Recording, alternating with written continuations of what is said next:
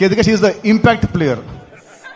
వచ్చేసి ఒక సాంగ్ తో వచ్చి ఇంపాక్ట్ తో ఊపేసి వెళ్ళిపోద్ది. She is the impact player. Wow, okay, impact player, nice sir. నాకు I just feel think that is a small kid. అతని లోపల ఒక చిన్న పిల్లాడు ఉన్నాడు.